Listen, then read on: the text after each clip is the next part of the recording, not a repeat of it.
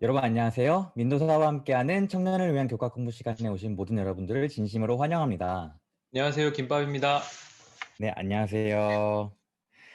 네, 이렇게 여러분 8과에 오신 모든 분들 환영합니다. 벌써 이제 8과니까 이제 거의 이제 끝을 바라보고 있는 시간인데요. 우리 그렇네요. 8과 들어가기 전에 늘 했던 것처럼 우리 7과에 있었던, 지난과에 배웠었던 그 키워드를 보면서 한번 좀 기억할 만한 것들 좀 짚어보고 갈까요? 네, 지난주는 저희 아수르의 패망이라는 제목으로 함께 공부했었고요. 하나님께 간구하면서 또 자신이 해야 할 일들을, 기도가 의무를 대신해주지 않으므로 음, 자신이 해야 할 일들을 했던 어떤 그 히스기야 왕의 모습, 특별히 우리가 히스기야 터널에 대한 이야기를 하면서 그런 네, 이야기들 했었고요. 그리고 아수르 신하였던 랍사게, 그리고 왕이었던 사네립이 했던 그 선동들을 통해서 사단이 우리를 꿰는 그러한 모습들도 함께 살펴보았었고요. 마지막 부분에는 어, 이 이방 사절들에게 네, 간증의 기회를 놓치고 맞아요. 그 어떤 보물들을 보여주었던 그런 히스기야의 실수를 함께 살펴보았습니다. 네, 감사합니다. 그렇게 우리 7과 아수르의 패망을 마치고 이제 8과에 들어가게 되었는데요. 내 백성을 위로하라는 제목입니다. 특별히 이 제목이 좀 특별한 이유는요. 이번 1기 교과 공부가 이사야지만 이사야의 부제목이 뭐냐면 바로 내 백성을 위로하라예요. 아마 이 8과의 제목이 부제목이라는 건 8과가 굉장히 중요하다는 것이겠죠. 이게 왜 중요하고 우리에게 어떤 의미가 있는지 좀 찾아보면 좋을 것 같은데요. 첫 번째 깨닫기입니다. 인류에게 가장 절실한 필요는 하나님의 임재와 그분의 말씀에서 비롯된 위로임을 깨닫는다라는 것인데요. 이제 일요일 소지 미래를 위한 위로 한번 가보겠습니다. 자, 시작 질문인데요. 살면서 받아왔었던 가장 큰 위로 혹은 용기가 됐었던 말이 무엇인지입니다. 혹시 좀 경험을 나눠주실 수 있으세요? 네, 저희 가장 용기가 되었던 말은 아버지께서 제가 뭐 늘 이제 어떤 뭐 결정을 내리거나 그런 네. 일들이 있을 때 늘 뭐 고민하고 기도하고 부모님이랑도 그런 대화를 하고 하는데 아버지께서 이제 음, 네가 자랑스럽다 이렇게 그 말씀을 음, 해주실 때 그게 가장 또 어떤 용기가 되는 말이었던 것 같아요. 네, 감사합니다. 맞아요. 저도 그랬던 게 또 생각나네요. 근데 저는 제가 생각했던 거는 부모님은 공교롭게도 아니고, 저의 친구 중 한 명인데, 제가 아무래도 사람이다 보니까 저도 비교를 많이 하게 돼요. 비교를 하게 되면서, 딴 친구들, 저보다 월등히 잘하시는 분들이나 능력 있으신 분들이랑 비교하다 보면은, 결국 자기 만족을 잘 못하게 되더라고요. 저 자신에 대한 평가가 야박해지는 거죠. 나 왜 이거밖에 못하지라고 생각하고. 근데 어느 날 친구가 뭐 저희 신학과 동기 중 한 명인데 한국에 있는 친구인데 그 친구가 어느 날 제가 맨날 이렇게 막 나 왜 이거밖에 못하지라고 생각 이렇게 얘기하니까 친구가 야 너 되게 잘하고 있어 너처럼 열심히 하는 친구가 어디 있다고 그러냐고 하면서 막 저 격려해줬던 기억이 나요. 근데 그 친구가 했던 말이 저한테 되게 위로가 됐던 생각이 좀 들었어요. 그러니까 내가 너무 막 비교하다 보니까 그래도 내가 지금까지 물론 부족함이 있었지만 내가 지금까지 열심히 했었던 것에 대해서 내가 너무 무가치하게 내가 평가하지 않았나? 라고 생각하면서 좀 그래 나도 더 열심히 해왔듯이 앞으로도 더 열심히 해보자 라는 그런 뭐랄까 좀 긍정적인 마음들 건강한 마음을 좀 줬었던 친구의 위로가 있어가지고 기억이 좀 나는 것 같아서 좀 얘기해보고 싶었어요. 네. 아무튼 우리에겐 참 살면서 큰 위로, 용기.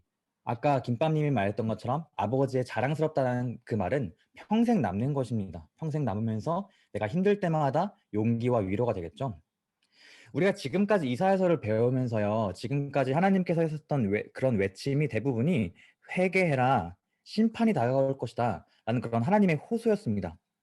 근데 이사야서 39장, 지난과에서 배웠던 것을 기준으로 전환점을 맞이한다라고 얘기해요. 여기 보니까 지속적인 범죄로 인해서 유다의 멸망이 정해졌다라고 얘기했는데요. 이전에는 너 순종해야 돼.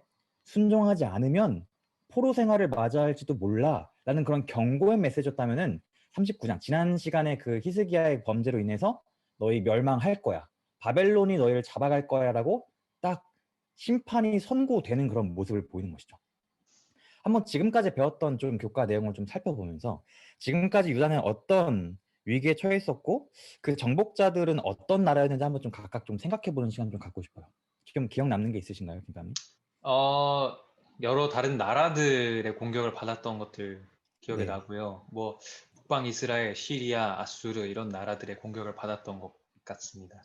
네, 맞아요. 엄청 많은 위기가 처했었죠. 특히 외세의 침략들이었는데요. 사실 어떤 침략, 어떤 어려움들이 있었는가에 대해 생각해 볼 때에 제가 한번 지금까지 배웠던 걸 좀 살짝 봤어요. 근데 교과들의 제목만 봐도 알겠더라고요. 1과가 뭐 정체성의 위기, 2과가 지도력의 위기, 3과가 그대의 세계가 무너질 때, 4과가 어려운 길. 지금 제목만 봐도요, 엄청나게 그 위기가 처했다는 걸 좀 우리가 알 수 있는데요. 아까 말했던 것처럼 많은 나라들도 쳐들어왔었고요.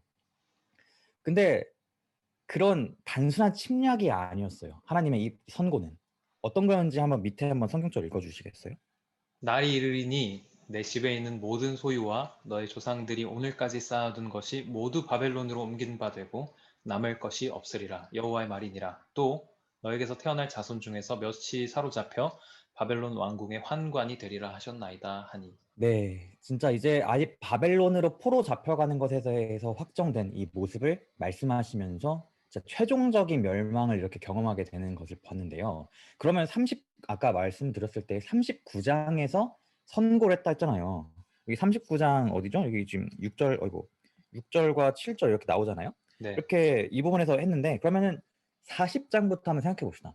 39장의 심판을 딱 선고했다면 40장부터는 어떤 내용이 좀 오는 게 정상이고 어떤 내용이 좀 주로 이룰까라는 그런 것인데 어떻게 좀 생각하세요? 어떨 것 같으세요? 잡혀갔으면 이제 망한 거죠. 거기서 네, 고생하고 그쵸. 힘들고 죽고 이제 그런 내용이 나와야 정상적인 어떤 전개라고 생각할 수 맞아요. 있을 것 같습니다. 네, 사실 우리가 생각하면 그게 정상적인 것 같아요. 벌 받고 그런 내용인 것 같은데 근데 밑에 보시면 이렇게 나오죠. 신기하게도 오늘 주제인 이사야 40장은 바벨론으로부터 귀환시키실 것에 대한 암시를 얘기하고 계세요. 밑에 40장 1절과 2절을 좀 읽어주시면 감사하겠습니다. 너희 하나님이 말씀하신다. 너희는 위로하라. 내 백성을 위로하라. 너희는 예루살렘 사람들을 격려하며 그들에게 고난의 날들이 끝나고 그들의 죄가 용서되었다고 말해 주어라. 그들은 자기들의 죄에 비해 갑절이나 무거운 형벌을 받았다. 네, 이 말씀을 보면 무슨 말씀입니까? 위로하라고 하시는 건데 그 위로의 이유가 뭐예요? 이제 용서받고 돌아올 것이다. 고난의 끝나고 이제 돌아올 것이다라는 그런 희망의 말씀을 하고 계신 것이죠. 만약 우리 한번 생각해 봅시다. 김밥님께서 만약에 바벨론으로 잡혀간 유다 백성 중에 한 명이었어요. 그러면은 그 잡혀갔었던 백성 중 한 명이라면 이사야가 했었던 이 예언이 어떤 위로가 되었을까라는 질문이거든요. 네. 그걸 기억했다면 어떤 위로가 됐을까요? 제가 이 유다 백성 중에 한 명이라면 어떤 확실한 위로가 될 수 있었을 것 같아요. 이 유다 네, 백성들은 이스라엘의 자손인 거잖아요. 결국 아브라함의 자손인 건데, 네, 아브라함에게 주신 어떤 하나님의 약속과 언약, 음, 성취 이런 것들을 믿는 사람들이었지 않습니까? 어, 창세기에서 하나님께서 아브라함과 언약을 맺으실 때, 언약을 네, 맺으실 때부터 벌써 그 자손들이 400년 동안 이방에서 객이 될 맞아요. 것이고 4대 만에 돌아올 것이고 그런 걸 예언을 하셨단 말이죠. 그리고 그들은 그 모든 성취를 다 보았지 않습니까? 음, 그런 것과 이제 같은 패턴으로 그들이 이방에서 이제는 그 사람들이 객이 될 차례였고 또 그들에게 다시 어떤 돌아올 것이다라는 선지자의 예언이 주어졌다는 것을 생각해 봤을 네. 때 다시 한번 하나님께서 말씀대로 이루시겠구나라는 것에 대한 분명한 보증, 그러한 확신을 가질 수 있는 예언이었을 것 같아요. 네, 맞아요. 그런 말씀 진짜 맞는 것 같아요. 사실 미래에 대한 확신과 믿음이 있는 사람은 다른 삶을 살아갈 수 있는 것 같아요. 그런 거에 대한 확신 없이 살아가는 사람은 다른 삶을 살겠죠? 좀 듣다 생각났던 게 예레미야라는 선지자는 이사야가 죽은 이후에 활동했던 선지자였는데 이스라엘 유다가 멸망했던 그 시점, 실제로 바벨론에 잡혀갔던 그 시점에 살았던 사람이었어요. 근데 예레미야가 하나님께서 다시 회복하게 할 것이라는 그 약속을 받죠. 그 약속을 받고 예레미야가 믿음으로 했던 행동이 뭐였냐면은 땅을 샀죠. 그 망해가는 그 국가의 땅을 샀습니다. 믿었기 때문에 그 믿지 못했던 사람들이랑 다른 삶을 살았던 것이었죠. 진짜 그 완전 확실한 위로가 되었다는 그 김밥님의 말씀이 공감되는 말씀입니다. 아수르가 공격했을 때도 밑에 보겠습니다. 아수르가 공격했을 때도 바벨론이 유다를 멸망시켰을 때도 하나님은 고통받는 그분의 백성들을 긍휼히 여기시면서 구원해 주겠다고 약속, 언약을 맺어 주셨어요. 한결같은 하나님의 모습이고 바벨론의 그 멸망, 바벨론에 그 사로잡혀 갔어도 다시 구원하실 거라고 말씀하고 계신데 하나님은 때때로 우리에게 고난을 허락하시죠. 그렇지만 우리를 향하는 그분의 본심은 무엇입니까? 라는 뜻인데요. 네. 어떻게 좀 생각하세요, 김사님? 방금 민도사님이 예레미야 이야기를 해주셨는데 저도 여기서 네. 그 예레미야의 유명한 구절 아, 너희를 향한 나의 생각은 내가 안 하니 하고 맞아요. 시작되는 그 구절 있지 않습니까? 뒤로 쭉 네. 이어서 재앙이 아니라 곧 평안이요 너희 장래에 소망을 주려 하는 생각이라 예레미야 29장 11절에 있는 아, 말씀인데 맞습니다. 이 구절 생각났습니다. 이 말씀이 음, 하나님께서 이 바벨론에 사로잡혀 이미 간 사람들이죠. 네. 간 그 포로들에게 예레미야를 통해서 주신 말씀인데 맞아요.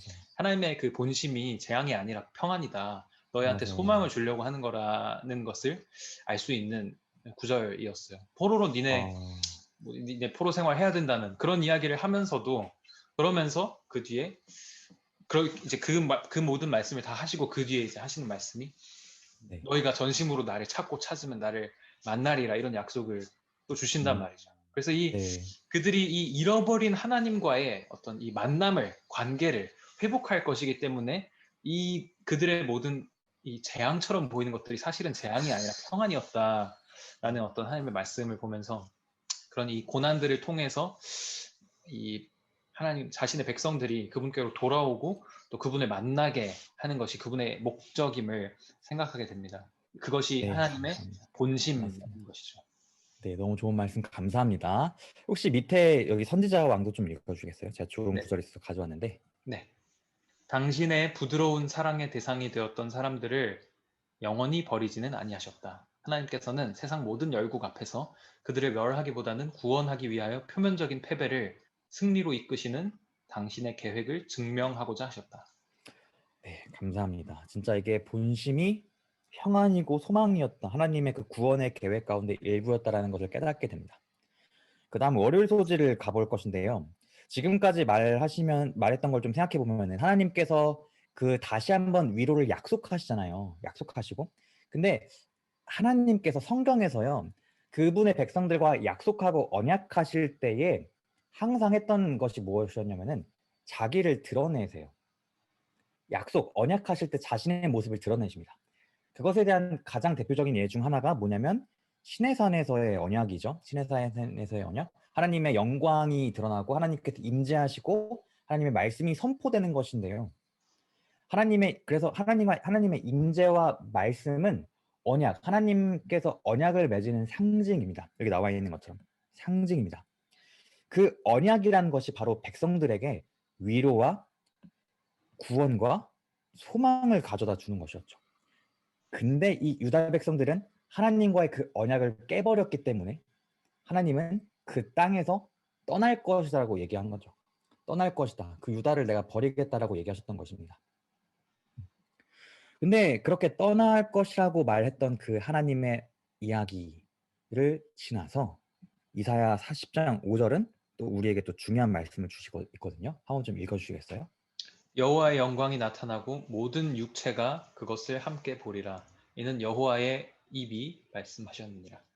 네, 이 말씀을 보니까 다시 한번 하나님께서 위로의 말씀을 하신 이후에 하나님의 영광이 나타내고 하나님의 말씀이 있을 것이라고 말씀하고 계십니다.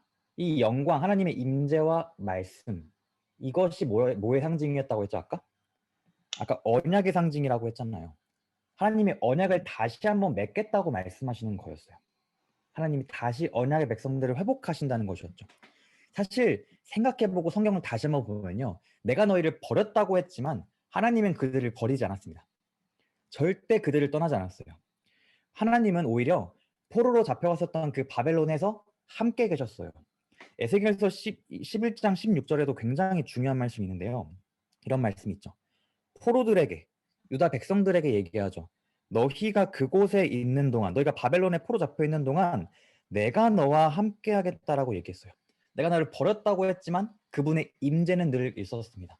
그분께서 항상 함께 계셨고 이제는 공개적으로 하나님의 임재와 말씀으로서 다시 한번 새 언약을 맺겠다고 약속하시는 모습을 우리가 볼 수 있는 것이죠.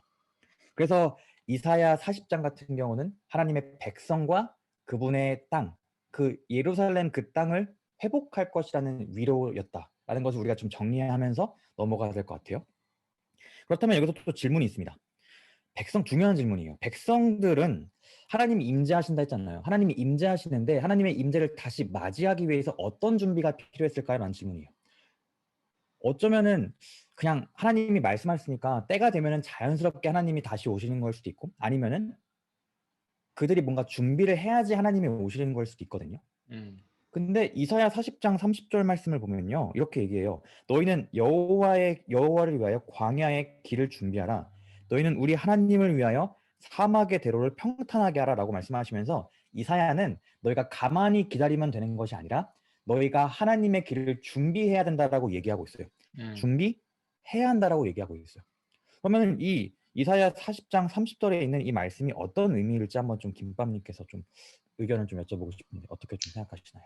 네, 바로 밑에도 성경절이 지금 준비되어 있는데요. 이 성경절에 대한 어떤 직접적인 성취가 있었던 것으로 음, 우리가 생각하는 것이 이제 침례 요한의 사역이지 않습니까? 회개하라 그렇죠. 천국이 가까이 왔느니라 이런 뭐 기별을 전했는데 침례 요한이 이 기별을 전파할 때 사람들이 물어봤죠. 이 말씀에 반응해서 이렇게 말을 했던 것이죠. 그럼 우리가 무엇을 하리까? 우리가 어떻게 하면 되겠습니까? 그렇게 물어봤더니 십밀대 요한의 대답은 이런 것이었습니다. 옷 두 벌 있는 사람은 없는 사람이랑 나누고, 먹을 거 있는 음, 사람은 나누고, 세리는 이제 세금 거두는 사람은 딱 정한 만큼만 거두고, 군인은 사람들 괴롭히지 말고, 받는 바를 족한 줄로 알고, 이렇게 살라는 것이었죠. 삶의 어떤 전적인 변화를 맞아요. 요구한 것이었던 겁니다. 그래서 이런 어떤 음, 표면적인 죄에서 너희가 정말 죄라고 부르는 그러한 죄에서 떠날 뿐 아니라 뭐 어떻게 생각하면 우리가 이 산상수훈의 그런 정신을 생각해 볼 수 있듯이 그런 어떤 마음의 죄, 그런 모든 모양의 죄에서도 떠날 것을 음, 요구한 것이라고 생각할 수 있겠습니다. 사실 네, 옷 두 벌 있는데 한 벌 안 나눠준다고 해서 그게 죄는 아니잖아요. 그쵸. 우리가 그렇게 부르지는 않죠. 그러나 하나님 보시기에 이렇게 이기심으로 행하는 이런 모든 것들은 죄이기 때문에 그런 삶으로부터 돌이키라는 의미에서 회개하라. 그래서 우리가 이러한 준비를 해야 한다라고 말하고 있는 것으로 생각할 수 있겠습니다. 네, 너무 좋은 말씀 감사합니다. 결국엔 이 침례 요한의 사역으로 성취됐었던 이 모습을 보고 있죠. 광야에 외치는 자의 소리가 침례 요한이라고 얘기했던 것처럼. 결국 말씀이셨던 예수 그리스도의 오심으로써 이 침례 요한이 전파했었던 그 하나님의 위로자, 진정한 위로자이셨던 예수 그리스도가 오시는 그 길을 준비했습니다. 그 준비의 과정이 회개였다는 것을 우리가 다시 한번 알게 됩니다. 밑에 읽겠습니다. 죄를 평탄하게 하는 일은 하나님이 주시는 용서와 임재의 위로를 얻기 위해서 기꺼이 죄로부터 돌이키는 회개를 의미했다라고 얘기합니다. 죄인들에게 절실하게 필요했던 것은 다름 아닌 하나님의 임재와 말씀에서 비롯된 위로와 구원이며 왕이신 하나님을 모시기 위한 회개와 겸손이었다라고 얘기합니다. 자, 말로만 회개하는 것이 아니라 진정한 회심의 경험이 필요했었던 것이었죠. 우리도 이런 말 하잖아요. 예수님의 초림을 준비했던 침례 요한처럼 우리도 예수님의 재림을 준비하는 침례 요한이 되어야 한다라고 얘기하는데, 마찬가지로 우리가 재림을 준비하는 제2의 침례 요한이 되기 위해서 우리는 회개하라는 기별이 필요한 거죠. 회개하라고 이렇게 얘기해야 된다는 거죠. 근데 이걸 또 생각해 보니까 회개하라는 설교를 하기 위해서는 내가 먼저 회개를 해야 된다는 것을 좀 깨닫게 되는 것 같아요. 내가 먼저 회심의 경험이 있지 않으면은 회개의 그 기별을 전할 수 없는 거죠. 그래서 우리에게 정말 중요한 것, 하나님의 임재와 영원한 말씀이신 그리스도가 오시는 그 길을 준비하기 위해서 우리가 먼저 회심의 경험, 우리의 죄를 가지고 하나님께 나아가는 그 경험이 진짜 반드시 필요하구나라는 생각을 좀 하게 됩니다. 아멘. 이렇게 여기까지 깨닫기, 우리 인류에게 가장 필요한 필요가 하나님의 임재와 그분의 말씀에서 비롯된 위로였다는 것을 우리가 깨닫고, 그 위로의 그 하나님의 임재와 말씀을 준비하는 것이 회개하는 것이었다라고 우리가 깨닫는 시간 가졌고요. 그 다음에 느끼기인데요. 느끼기에선 창조주 하나님에 대한 소식이 나옵니다. 자, 이거는 수요일 소지예요. 화요일 소지는 좀 마지막에 하겠습니다. 수요일 소지인데요. 자비로운 창조주입니다. 이사야 40장 우리가 하고 있다고 했잖아요. 근데 이사야 40장에서는요. 하나님의 자비와 능력에 대해서 굉장히 강조한대요. 근데 백성들이 포로로 잡혀가는 상황들을 우리가 지금 예언하고 있는 건데 백성들이 포로로 잡혀간 상황에서 하나님의 자비와 능력이 왜 중요할까요?라는 질문이거든요. 기범님 어떻게 좀 생각하시나요? 네. 밑에 또 잘 정리가 되어 네. 있는데요. 자비로우신 하나님은 그들을 구원하기 원하십니다. 그리고 두 음. 번째로 강하고 능력 있으신 하나님은 그들을 구원하실 수 있으십니다. 이렇게 두 가지가 이제 적혀져 네. 있지 않습니까? 그러면 맞습니다. 하나씩 없다고 생각해 보면 아. 자비로우시긴 한데 능력이 없으면 내가 도와주고 싶긴 한데 힘이 아. 없어서 못 도와주고 능력은 있는데 자비하지가 않다면 내가 힘은 있어서 도와주려면 도와줄 수는 있는데 그럴 마음이 없는 그러네요. 거죠. 그러니까 둘 구원하고 중에 싶지 않은. 하나라도 없으면 그들을 구원할 수 없는 게 분명하다고 우리가 어떤 결론을 내릴 수 있겠습니다. 그러네요. 그래서 하나님은 그들을 구원할 마음도 있고 그들을 구원할 힘도 있으시다는 것을 이 자비와 능력을 강조함을 통해서 분명하게 드러내 음. 보여주는 것이라고 할 수 있겠습니다. 너무 깔끔한 정리입니다. 진짜 구원을 위해 필요한 것이 자비와 능력 둘 다라는 걸 우리가 알게 되는데요. 이 컨셉이 이 자비와 능력이라는 컨셉이 이사야 40장 전체에 있다는 것이죠. 보시면은 이 자비라는 것이 여기 처음에 나오면서 1절부터 5절까지는 위로 하나님께서 우리를 구원하시기 위해 오신다라는 그 자비로운 모습이 나오고 3장부터 8장까지는 하나님의 영광이 나오고요. 그 영원하신 말씀 뭐 푸른 마르고 시드나 우리 하나님의 영원한 말씀은 영원하다고 얘기하시면서 인간의 유한함에 대비한 하나님의 영원한 모습을 나오고 이렇게 얘기하고 있고요. 또 9절부터 10절을 이따가 보겠지만 구원의 아름다운 소식 그런 부드러운 이런 게 나오고 또 오늘 지금 볼 이 두 부분 같은 경우는 비할 데 없는 창조주의 능력 그리고 뭐 다름질하다가 피곤한 자들에게 독수리 날개쳐 올라가듯이 힘을 주신다는 그 창조주의 능력을 주신 하나님의 능력을 이렇게 얘기하고 있는데요. 사실 여기 이 부분에서 이렇게 얘기하는 부분이 이렇게 얘기해요. 비할 데 없는 창조주에 대해서 얘기하면서 이렇게 얘기합니다. 좀 수사학적인 질문들을 해요. 누가 하나 세상을 창조했는 줄 알아? 너 하나님이랑 비교할 수 있는 게 있어? 누가 세상을 통치하고 있어? 누가 세상을 만들었는데? 누가 우주의 질서를 이렇게 딱딱딱 하는 거냐? 하면서 이렇게 딱 의문들을 계속 던지면서요. 하나님이 얼마나 능력이 있으신지에 대해서 강조하는 모습이 이 12장부터 12절부터 26절까지 등장해요. 근데 이 수사학적인 질문들을 떠오를 때 성경을 좀 보신 분들 같은 경우는 떠오르시는 게 있을 거예요. 욥기 38장과 41절에 1장에 있는 내용인데요. 혹시 하나님께서 욥에게 하셨던 이 이야기들에 대해서 알고 있는 것이 있나요? 라는 질문인데 혹시 네. 김밥님 좀 나눠주실 수 있으신지. 네, 방금 우리 12에서 26절 이야기했던 네. 부분과 거의 비슷한 네, 내용들입니다. 맞아요. 너가 거기 있었느냐라는 내용, 내가 맞아요. 이런 것들을 만들 때 너가 거기 있었느냐라는 어떤 하나님의 창조의 위험에 대한 내용이 주를 이루고요. 특별히 그런 이야기를 하시다 보니까 성경의 다른 부분에는 등장하지 않는 어떤 동물 이름 이런 것들이도 맞아요. 되게 많이 타조, 하마, 악어 이런 것들 등장 많이 하면서 내가 음, 이런 것들 만들 때 너 그거 보긴 했냐? 있긴 음, 했어? 알아? 이렇게 계속해서 말씀을 하시는 그러한 수사학적인 질문들을 던지시는 거죠. 그런 것들을 이런 모든 질문들을 받고 욥은 잠잠히 이제 겸손히 내가 이제 하나님의 음, 귀로만 들었는데 이제는 눈으로 음, 봅니다. 하나님 이제 정말 제가 이제 잘못 생각했습니다. 이런 모습들을 우리가 볼 수 있죠. 맞아요. 그래서 욥이 회개하고 겸손하고 이렇게 하나님과의 관계와 언약을 다시 한번 회복하는 모습을 보게 되는데요. 사실 이사야는 이런 얘기를 하면서요. 뒤에 뒷붙여서 이렇게 얘기해요. 너 그렇게 능력이 있으시고 자비로우신 하나님을 너희가 지금까지 섬겼던 우상이랑 비교할 수 있어? 라고 물어보는 거죠. 즉 이사야는 지금까지 그러한 위대한 하나님을 두고도 우상 숭배했었던 백성들을 책망하는 모습을 보는 거예요. 우상은 단지 그냥 뭐 금 같은 걸로 만들고 뭐 은으로 장식하고 돌 같은 거 막 그런 거고 썩는 나무고 막 그런 건데 왜 그러한 하나님을 두고 그러한 우상을 섬기냐고 이렇게 책망하는 모습이었죠. 사실 우상 숭배는 성경에서 보면은 처음부터 끝까지 계속해서 엄중하게 금지하고 계신 것이 바로 우상 숭배잖아요. 그렇다면 좀 질문을 좀 해보고 싶어요. 목을소지 넘어가면서 우상숭배의 문제점이 뭔가요? 우상숭배가 무엇이 진짜 큰 문제가 되는 것일까? 라는 지금 질문이거든요. 네. 어떻게 좀 기반이 생각하세요?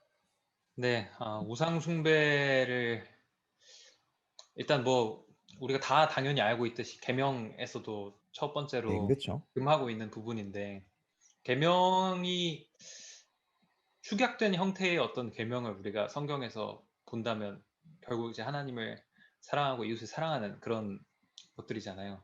그런 어떤 그렇죠. 사랑의 정신으로 살아가라는 것이 계명이 우리에게 요구하는 것이라고 할 수 있을 텐데 그러한 이 우상 숭배를 통해서 그러한 어떤 사랑, 하나님과의 어떤 사랑의 관계를 결국 음, 깨뜨려 버리게 되고 저버리게 되는 그런 것이 맞아요. 어떤 우리와의 이 친밀한 관계를 굉장히 중요시 하시는 어떤 하나님께 굉장히 가슴 아프고 슬픈 일이기 때문에 어, 어떤 하나님과의 관계의 측면에서 우리에게 또 영적으로 심각한 어떤 문제라고 할 수 있는 네, 것 같습니다. 맞아요. 맞습니다. 감사합니다. 결국 뭐랄까, 음, 아까 말씀하신 것들을 좀 생각해 볼 때 사랑의 정신을 깨뜨리게 된다라고 얘기했잖아요. 그러니까 사실 저도 드라마를 보진 않았는데 부부의 세계가 한동안 굉장히 화제였죠. 뭐 사랑에 빠진 게 죄는 아니잖아 하면서 뭐 이렇게 바람 피는 거에 대한 정당화 같은 걸 하는데 음, 사실 음, 사랑의 정신을 깨뜨리는 이유, 우리가 결혼이라는 혼인의 언약을 했는데 그걸 깨뜨리는 이유는 내가 사랑하는 그 사람의 가치를 못 느끼고 다른 것의 가치를 느끼기 시작했다는 거잖아요. 결국 저는 생각하기를 우상이란 건 결국 하나님을 보지 못하게 만드는 것 같아요. 하나님을 보지 못하고 다른 것들을 보게 만듦으로써 하나님에 대한 나의 삶의 중요한 가치를 하나님에 대한 가치를 절하시키는 것이 바로 그 문제가 아닐까 싶은 생각이 좀 들었어요. 밑에 보면 이런 얘기가 있죠. 그 어떤 것도 하나님과 하나님을 묘사하거나 비교할 수 없습니다. 우상 숭배는 하나님과의 유일하고 친밀한 관계를 파괴하고 아까 말씀하셨던 것처럼 다른 것으로 대신하게 만든다고 얘기하죠. 그래서 선지자들은 우상 숭배에 대해서 영적 간음이라고 얘기합니다. 영적 간음. 그리고 이사야 같은 경우는 우상 숭배에 대해서 우상 숭배는 바람과 같고 공허한 것이다. 진짜 헛된 것이다라고 표현하는 음, 것을 우리가 알 수 있는 것이죠. 밑에 이 화이트 주석에서는요, 이렇게 우상에 대해서 정리해요. 오늘날 우리에게 적용할 수 있는 것인데 한번 좀 읽어주시겠어요? 네. 그리스도인이라는 이름을 가진 사람들 중에 하나님이 아닌 다른 신을 섬기는 사람들이 많다. 하나님을 향한 우리의 사랑을 약화시키거나 마땅히 그분께 드려야 할 봉사를 방해하는 것은 무엇이나 우상이다. 네, 우리가 생각했을 때 우리는 금속이나 나무로 된 것들을 믿지 않지만 하나님에 대한 사랑을 약화시키거나 봉사를 방해하는 것이 우상이다라고 얘기하고 있습니다. 그렇다면 오늘날의 교회 안과 밖에는 어떤 우상이 교묘한 형태로 나타나고 있나라는 질문이거든요. 우리 어떤 우상들이 우리 교회에는 존재할까요? 뭐 너무나 요즘. 많을 텐데 네, 뭐 미디어나 스마트폰 이런 것들도 요즘은 굉장히 큰 어떤 우상의 한 형태일 것 같고요.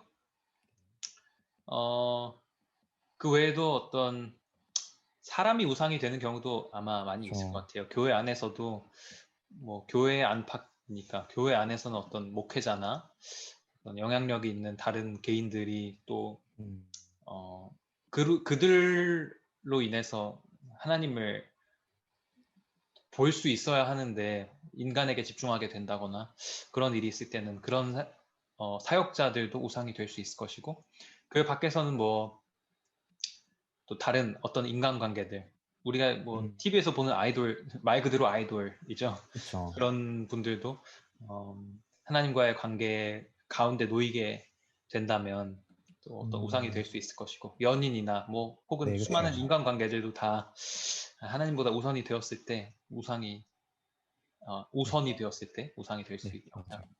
네, 우선이 되는 것들이 우상이 된다. 저도 생각했던 게 사실은 하나님께 드려야 할 봉사를 방해하는 것도 우상이다라는 말이 좀 인상 깊었어요. 좀 처음 들은 컨셉 같았어요. 그래서 생각했던 게 헌금을 낼 때 우리가 헌금 같은 거 낼 때 주저하게 만드는 거 있잖아요.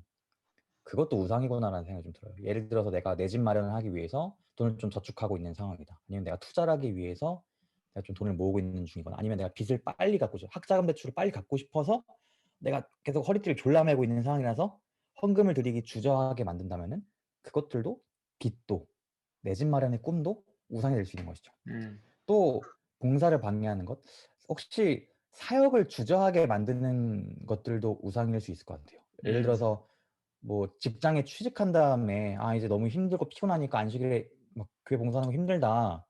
나 그냥 이제 쉬고 싶다라고 해가지고 아 이제 좀 그만하겠습니다라고 이렇게 얘기할 때 그것도 어쩌면은 피곤이라는 것 그래서 그 쉼에 대한 욕구가 우상이 될 수 있겠다라는 생각을 좀 하게 됐었던 것 같아요. 정말 다양한 방식들이 우리에게 우상이 될 수 있겠죠. 밑에도 똑같이 나오죠. 하나님의 임재를 망각한 채 다른 것에 애정을 뺏긴다면 그것이 우리가 숭배하는 우상이 됩니다. 근데 우리에게는 하나님의 임재가 있기 때문에 우상은 필요하지 않습니다. 음, 우상을 숭배하는 것은 그분의 실제적인 임재를 우상으로 대신함으로써 그분의 임재를 부인하는 것 같다라고 얘기하는 것이죠. 결국 유다 백성들에게 필요했던 회개가 무엇이었을까요? 유다 백성들이 필요했던 회개는 그 마음속에 하나님의 임재를 잊게 만들었던 하나님이 임재하시길 원했고 임재하셨지만 함께 계셨지만 그 하나님의 임재를 잊게 만들었었던 우상 숭배의 문제였다라는 것을 알게 되는 것 같아요. 그래서 우리가 우리 마음 가운데 하나님보다 다른 것이 마음에 차들어 있다면은 그것을 진짜 과감하게 돌이킬 필요가 있겠다라는 생각을 좀 하게 되네요. 그다음 화요일 소지 행하기 갈 것인데요. 행하기는 전도의 기원이라는 소지입니다. 전도의 기원. 이 이사야 40장 9절 한번 좀 읽어주시겠어요? 네. 아름다운 소식을 시온에 전하는 자여, 너는 높은 산에 오르라. 아름다운 소식을 예루살렘에 전하는 자여, 너는 힘써 소리를 높이라. 두려워하지 말고 소리를 높여 유다의 성읍들에게 이르기를 너희의 하나님을 보라 하라. 네, 이 말씀은 하나님의 백성과 하나님의 그 예루살렘 땅, 선택하신 그 예루살렘 땅을 회복하러 오실 하나님에 대해서 전해라라고 얘기하는 거예요. 전해라라고 얘기하는 거거든요. 이 말씀의 예언대로 이스라엘을 회복할 자, 이스라엘을 궁극적으로 회복할 자이셨던 그리스도 예수에 대해서 간절히 기다리고 전했었던 사람들이 조금 등장합니다. 밑에 보면 그리스도께서 오실 것을 전했었던 사람들이 등장하죠. 누가복음 2장 말씀을 보면요. 예수님의 초림을 기다렸던 사람들이 등장해요. 첫 번째는 이스라엘의 위로할 날을 손꼽아 기다렸었던 시몬이라는 좀 나이 많으신 분이 계셨고요. 또 예루살렘의 구원을 간절히 고대하면서 전했었던 여선지자 안나도 있었고요. 아까 얘기했었던 침례 요한도 영원한 말씀이신 그리스도의 길을 예비했었죠. 결국 정말 다양한 사람들이 뭐 직책과 직업을 막론하고 정말 다양한 사람들이 이 위로의 기별과 복된 소식을 전하는 일에 참여했었어요.